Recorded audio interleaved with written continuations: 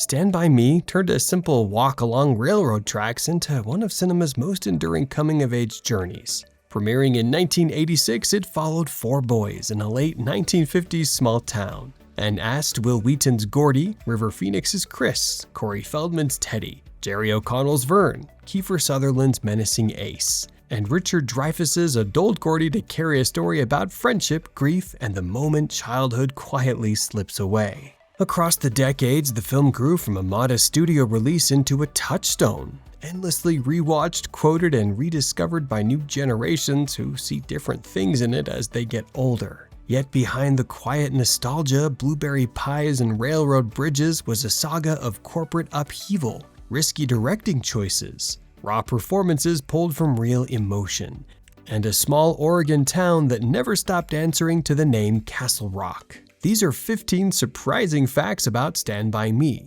how it nearly vanished before cameras rolled, how its young cast were pushed, protected, and occasionally left to their own devices, and how a single summer shoot turned into a lifelong pilgrimage spot for fans. And stick around for number 15 to see how the infamous Barfarama was engineered, and why it left one young actor with a lifelong aversion he still hasn't shaken. Before we leave the tracks, hit like and subscribe so you don't miss any of our deep dives into classic films that refuse to fade away. Number 1. A song between takes gave the film its name. The movie we know as Stand By Me very nearly went out into the world under a much harsher title: The Body. Going down the train tracks to look for the body of a kid, and I made up. It fit Stephen King's novella, but for a film studio it sounded more like a grim thriller than a reflective story about memory and loss. Columbia Pictures agreed a change was needed. What they didn't expect was that the solution would arrive casually, on set during downtime.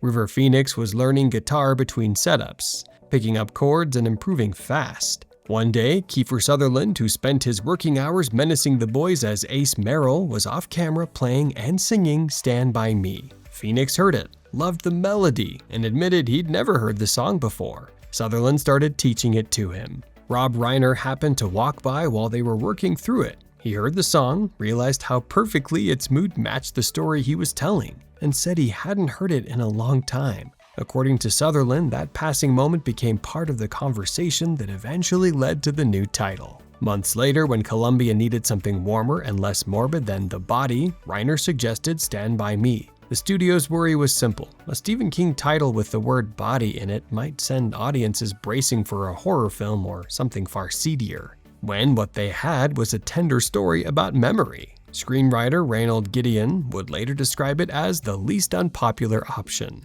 But the seed had already been planted back on that set, a bully teaching his on-screen victim a song that would define the film for decades. Number 2. A soda company almost killed it before it started. 2 days before filming was scheduled to begin, Stand By Me essentially died on paper. Embassy Pictures, the company making the movie, was suddenly sold to Coca-Cola. This quiet story about four boys walking along train tracks landed on the desk of a corporation that saw the world in terms of market segments and product lines. Looking at a modest, character-driven drama with no obvious franchise potential, Coca-Cola pulled the plug. The project was over. The twist is who had sold the company to them: Norman Lear, the television legend behind All in the Family, The Jeffersons, and Good Times. He had built a studio, sold it, watched the new owner cancel Reiner's film, and then personally reversed the damage. Lear wrote a check for $7.5 million of his own money to revive the production, purely because he believed in the story and in Reiner. The troubles didn't end when cameras stopped rolling. Major studios watched the finished film and walked away.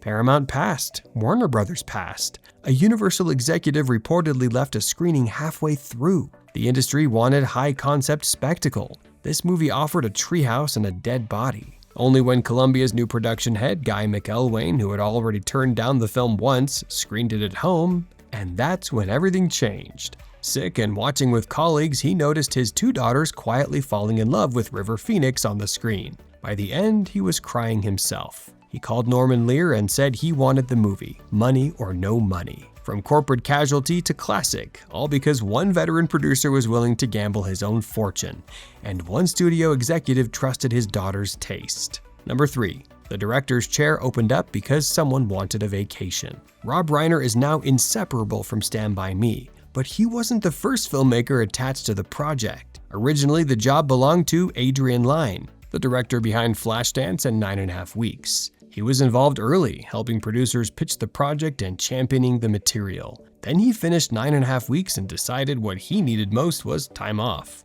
Lyne told the producers he could not start until the spring of 1986. The schedule couldn't accommodate that delay. Faced with waiting for their chosen director or moving on, the producers chose to move. Rob Reiner stepped in with a very different resume. This is Spinal Tap, a mockumentary about a hapless rock band, and The Sure Thing, a road trip romantic comedy. Both were sharp, funny films, but neither screamed definitive Stephen King adaptation. What Reiner brought wasn't obvious on paper, it was personal. He saw himself in Gordy, a boy overshadowed by a more celebrated family member. Growing up as Carl Reiner's son, he knew what it meant to feel invisible next to someone adored by the world. Gordy's grief and sense of being overlooked weren't abstract concepts, they were familiar to him. In Lyne's hands, Stand By Me might have become more stylized, more sensual, closer to a thriller. In Reiner's, it became something quieter and more deeply felt. A story that still catches viewers off guard when they channel surf into it late night and suddenly find themselves sitting through the entire thing.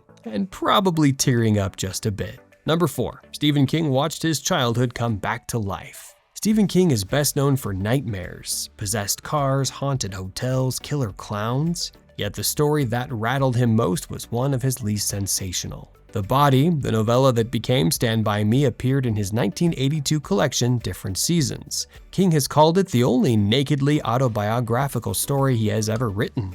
Gordy LaChance was a version of King himself. Chris Chambers was modeled on a real friend.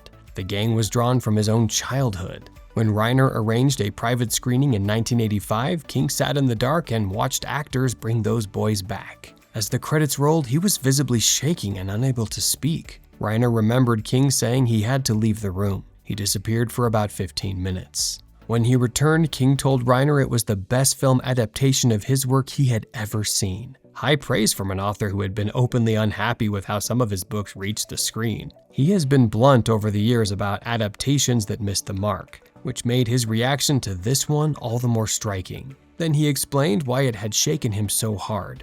The real-life counterparts to Gordy's friends were dead. King was watching echoes of people he had loved, boys frozen in memory, walking and talking again on screen. Years later, King would write about being moved to tears by what Reiner had done, because it was so personal. That's why Stand By Me doesn't feel like a typical Stephen King tale. It feels like his life, filtered through memory and given back to him in a flickering light. Number 5. Gordy's pain came from a very real place. Gordy LaChance is the quiet center of Stand By Me, the kid who feels invisible even in his own home, shadowed by a dead brother and parents who barely see him. His grief never leaves the story. It just shifts in and out of focus as the adventure unfolds. Wil Wheaton's performance is so natural that it's easy to assume he was simply a gifted young actor hitting his marks. In truth, he was drawing on something much closer. Wheaton has since described a childhood shaped less by choice than by pressure. Acting wasn't his dream, it was his parents' plan. Wil claims his mom, Debbie, wanted him to become a famous actor. His mother coached him to walk into her agency and say he wanted to do what she did. His father, by Wheaton's account, was emotionally abusive. Home was a place of control and manipulation, not comfort. I have to do what mom wants, and maybe if I do what mom wants, for some reason, dad will love me. So when Gordy wandered through the film feeling invisible in his own home, Wheaton wasn't just pretending. He said that watching the movie now, he can't miss the sadness in his own eyes, the distance he was already carrying at that age. It was that underlying hurt that gave Gordy such weight. He didn't fully understand it at the time. Only in his 40s did he realize he hadn't been playing Gordy. He was Gordy, placed in front of a camera. Years later, while guest hosting a talk show, Jerry O'Connell publicly apologized for not recognizing what his friend was going through during production. He had been 11 at the time. Wheaton told him he couldn't have known. The boy who felt invisible spent much of his adult life making sure other people felt seen. You can feel that thread running straight through his performance. Number 6. Reiner turned rehearsal into a psychology lab. The friendship between Gordy, Chris, Teddy, and Vern doesn't play like scripted chemistry. It feels messy, overlapping, and real. That wasn't an accident. Before filming, Rob Reiner gathered the boys in a hotel suite in Oregon for weeks of theater games and improvisation exercises. He used the Viola Spolin theater game book as his guide, running trust drills, improvised scenes, and unstructured hangouts until the cast stopped behaving like 4 separate child actors and started behaving like a group of friends. By the time the cameras rolled, they had inside jokes and shared rhythms. They weren't faking familiarity, they had earned it. For the most emotional scenes, Reiner's approach shifted from playful to surgical. The milk money confession, where Chris breaks down over doing the right thing and being punished anyway, is one of the film's most powerful moments. To get there, Reiner pulled River Phoenix aside and gave him a single, open-ended direction. Think of a time when an important adult let you down and wasn't there for you. He didn't ask what memory Phoenix chose. He didn't need to. When they shot the scene, Phoenix went somewhere deep. After Reiner called cut, the young actor didn't immediately snap out of it. The crying continued, unforced. Reiner stepped in and held him, realizing he had tapped into something beyond performance. The result is on screen, a raw, trembling moment that still stops viewers in their tracks. Reiner has often pointed to that exercise when explaining how he worked with kids who had instinct but no formal technique. You couldn't ask them to manufacture an emotion, so you gave them a door and let them walk through it themselves. Years later, he would call directing Stand By Me the richest experience he ever had on a film. And watching Phoenix find that moment, it's easy to understand why. Number 7. Supervision on set was loosely defined. Stand By Me is about 4 boys wandering out past the edges of adult control. Off camera, the line between supervision and freedom blurred more than once. Jerry O'Connell was 11 and determined. When a babysitter told him he couldn't go to a nearby fair, he improvised a solution. He tied her to a banister and left anyway. What he found wasn't the wholesome carnival he'd imagined. It was a hippie fair with, among other things, marijuana-laced cookies. O'Connell had no idea. He ate some. A couple of hours later, the crew found him in a park, crying and overwhelmed, while the adults in the production reconsidered the wisdom of their oversight plan. Back at the hotel, the boys treated the place like a private playground. Pool furniture went into the water, not by accident, but as deliberate underwater arrangements. Wil Wheaton figured out how to tweak the lobby arcade machine so they could play for free. River Phoenix, cheered on by the others, covered a car in mud only to discover it belonged to Kiefer Sutherland, the last person you'd want to surprise with a prank involving his vehicle. Corey Feldman would later describe the shoot as a time of dangerous firsts. First exposure to alcohol, to drugs, to cigarettes. The freedom they had mirrored the story they were telling, but in hindsight, it came with a cost. The camera caught innocence on the brink. Offset, that line was already being crossed. Number 8. Those cigarettes were literally burning salad. On screen, the boys' cigarettes are props in their performance of toughness, 12-year-olds trying on adult vices like costumes.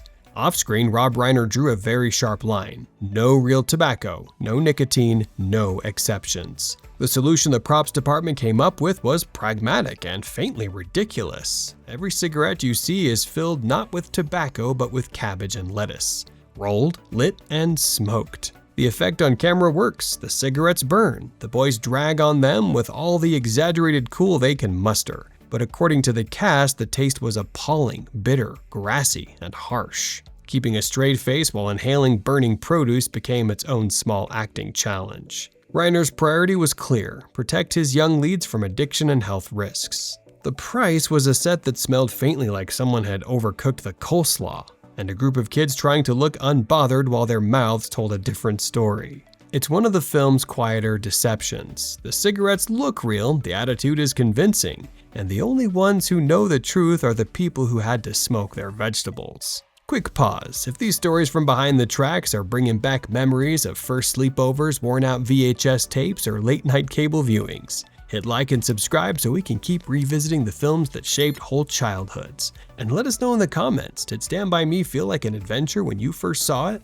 And does it hit you differently now? Now, back to the trains, trestles, and one very stubborn pie-eating contest. Number 9. The train was far away, but the fear was real. The trestle sequence, 4 boys on a narrow bridge, a locomotive bearing down, nowhere to go, is one of the film's defining images. It looks terrifyingly close. It wasn't. To create that sense of danger without actually risking their young cast, the crew used a 600mm telephoto lens. That kind of lens compresses distance, making objects appear closer together than they really are. The train barreling toward the boys in the finished film was, in reality, much farther down the track.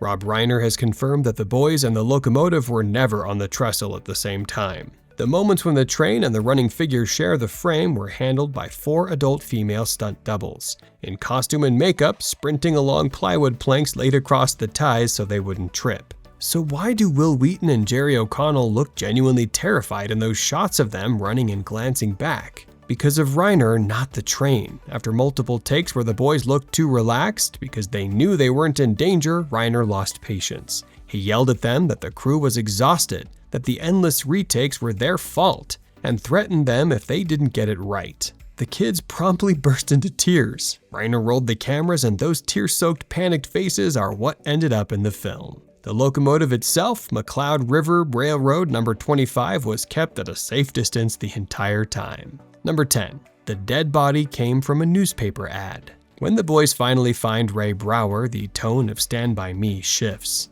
The adventure abruptly becomes a confrontation with mortality. For that moment to work, the body had to feel convincingly real. The original plan was to use a plastic dummy. It didn't survive contact with reality. The crew realized that a mannequin wasn't going to provide the weight or presence the scene required. The solution came from within the production itself. A 20-year-old college student named Kent Luttrell had answered a newspaper ad months earlier looking for stand-ins and photo doubles. He later said he'd taken it for the easy cash and the free meals on set. He'd spent much of the shoot as Corey Feldman's stand-in, teaching the boys how to throw a football and climb a fence. Because, as he later joked, none of them were especially athletic. Makeup artist Monty Westmore transformed Luttrell into Ray Brower in under 2 hours. Once in position, his job was brutally simple. Lie completely still and let the others react to him. There was one element Reiner ultimately decided not to use. The crew placed live black beetles in Luttrell's mouth, planning to have them crawl out on cue for an extra shudder of horror. The footage exists, but it was cut from the final film. The scene didn't need anything more. Ray Brower wasn't played by a child star or a horror veteran. He was a college sophomore who answered a classified ad and ended up as the still point around which the entire story turns.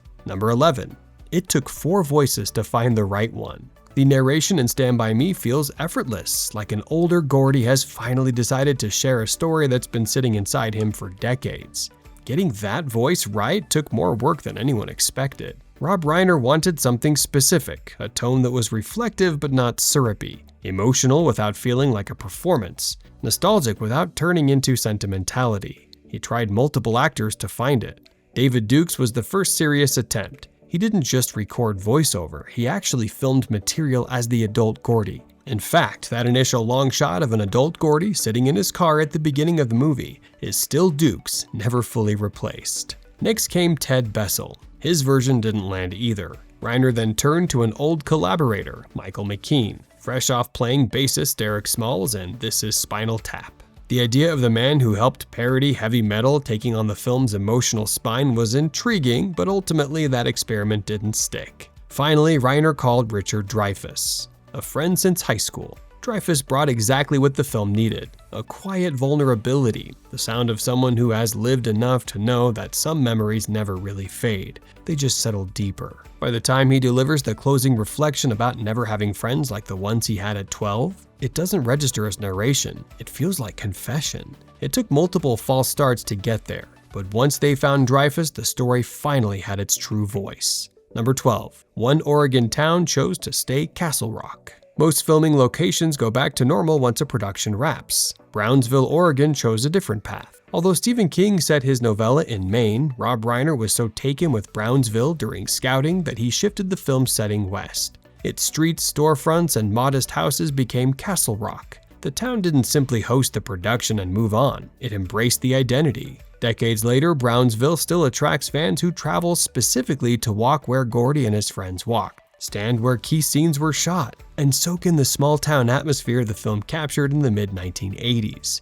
Many of these central streets and buildings remain recognizable, turning a casual stroll into something that feels strangely like stepping into the movie. The town went further and built a tradition around that connection. Brownsville hosts an annual Stand By Me Day, complete with guided location tours, vintage cars, period-style dances, and a blueberry pie eating contest that tips its hat directly to the Barfarama. It's part hometown festival, part living tribute. Castle Rock began as a fictional dot on Stephen King's map. Brownsville volunteered to give it a real address, and it's been living with that choice proudly ever since. Number 13.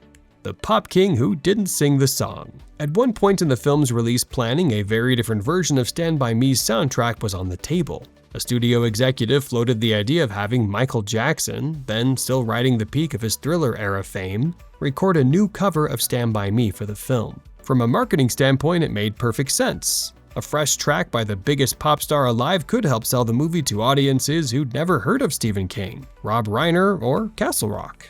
Rob Reiner refused. The original songwriters Jerry Lieber and Mike Stoller also assumed Reiner would want a contemporary star to re-record the track for modern audiences. They imagined a powerhouse like Tina Turner as the kind of artist who could carry it. Reiner surprised everyone. He didn't want a glossy 1980s production laid over a story set in 1959. He saw the film as a period piece and the song as an essential part of that period.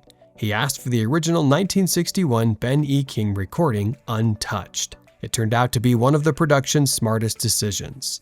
On the strength of the movie, King's 25-year-old recording climbed back onto the charts and returned to the top 10, peaking at number 9, without a remix, a guest verse, or a modern drum machine in sight. The same recording that had charted back in 1961 was suddenly a hit all over again for a whole new generation. The film helped give the song a second life, and the song helped lock the movie firmly into the time it was portraying. Number 14. The improvised dialogue was carefully remembered. Viewers often come away from Stand By Me convinced that large chunks of the boys' dialogue must have been improvised. It feels too natural, too much like kids talking to have been scripted. Rob Reiner did encourage his young cast to overlap, interrupt, and loosen the rhythm of their lines. But he wasn't feeding them new material. He was asking them to make the existing words feel lived in. The weeks of theater games before the shoot paid off here. By the time the boys reached these scenes, they could talk over one another the way real friends do, without losing the thread of what was written. These words came from a strong foundation. Reynold Gideon and Bruce Evans' screenplay earned an Academy Award nomination, the film's only Oscar nod. And one reason it rings so true is that so much of it traces back to Stephen King's own memories. The debate over whether Mighty Mouse could beat Superman, the argument about whether Goofy is a dog, the Pez-fueled pontificating. King wrote those bits because he remembered having those conversations. He has said the boys in the story were drawn from the friends he grew up with, and the talk that fills the spaces between the big moments came straight from the way kids actually spoke in this corner of 1950s small-town life. That's why exchanges like the Mighty Mouse argument don't feel like comedy writing. They feel like something that might have happened on a hot afternoon in a field, half remembered years later. There's no plot writing on whether Goofy is a dog. The conversations exist for the same reason real ones do, to pass the time, to needle a friend, to fill a long walk with noise. The illusion only works because King lived it. Gideon and Evans shaped it, and Reiner trusted 4 young actors to carry it without polishing away the rough edges. Number 15. The Barfarama was a precision vomit machine.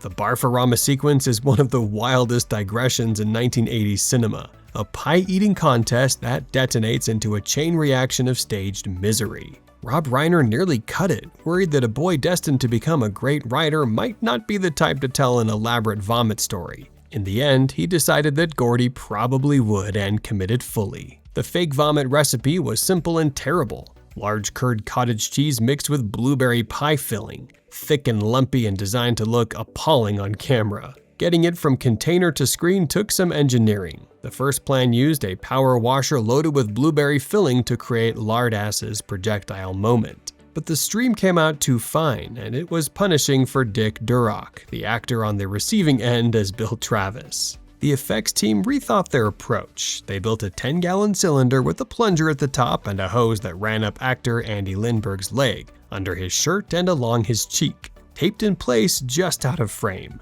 When it was time, 5 crew members pushed down on the plunger together, forcing the mixture out through a 3-inch hose. All Lindberg had to do was open his mouth wide and turn his head. For the crowd shots, extras were each given a numbered plastic bag filled with blueberry goo to hide in their mouths. When their number was called, they expelled it on cue. During one take, a 5-year-old in the front row got sick for real. The sequence took 4 days to film. Between takes, the crew kept Lindberg supplied with water and cold RC Cola to help him cope with the sweltering fat suit. And after all of it, Lindberg says he still can't eat blueberry pie. The scene that almost didn't make the movie ended up as one of its most unforgettable set pieces, a carefully orchestrated spectacle of fake and occasionally real disaster. Thanks for watching these 15 strange and often surprising truths behind Stand By Me. Which fact changed the way you see the movie? Was it the corporate near miss, the burning salad cigarettes, or the reality behind Gordy's grief? If this walk back to Castle Rock stirred up memories of watching four boys on the tracks and realizing,